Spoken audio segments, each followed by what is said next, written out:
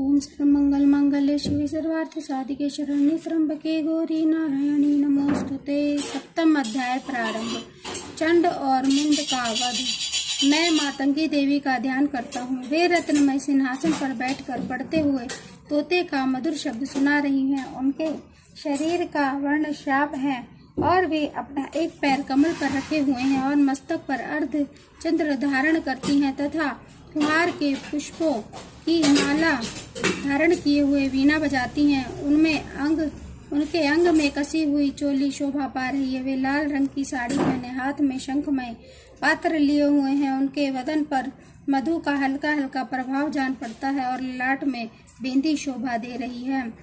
और ऋषि कहते हैं, तदनंतर शुंभ की आज्ञा पाकर वे चंड मुंड आदि दैत्य चतुरंगनी सेना को साथ लेकर अस्त्र शस्त्रों से सुसज्जित हो चल दिए। फिर गिरिराज हिमालय के सुवर्णमय ऊंचे शिखर पर पहुंचकर उन्होंने सिंह पर बैठी देवी को देखा। वे मंद मंद मुस्कुरा रही थी।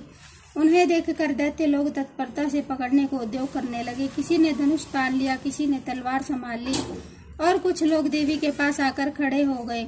तब अंबिका ने उन शत्रुओं के प्रति बड़ा क्रोध किया। उस समय क्रोध के कारण उनका मुख काला पड़ गया और ललाट में भौहें टेढ़ी हो गई और वहां से तुरंत विकराल मुखी काली प्रकट हुई, जो तलवार और पाश लिए हुए थी।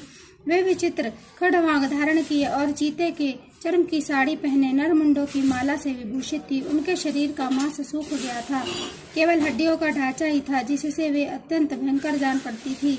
उनका मुख बहुत ही विशाल था, जीभ लपलपाने के कारण और भी डरावनी प्रतीत होती थी। उनकी आंखें भीतर को धसी हुई और कुछ लाल थी। वे अपने भयंकर गर्जना से संपूर्ण दिशाओं को गुंजा रही थी। बड़े बड़े दैत्यों का वध करती हुई वे कालिका देवी बड़े वेग से दैत्यों की उस सेना पर टूट पड़ी और उन सबको भक्षण करने लगी।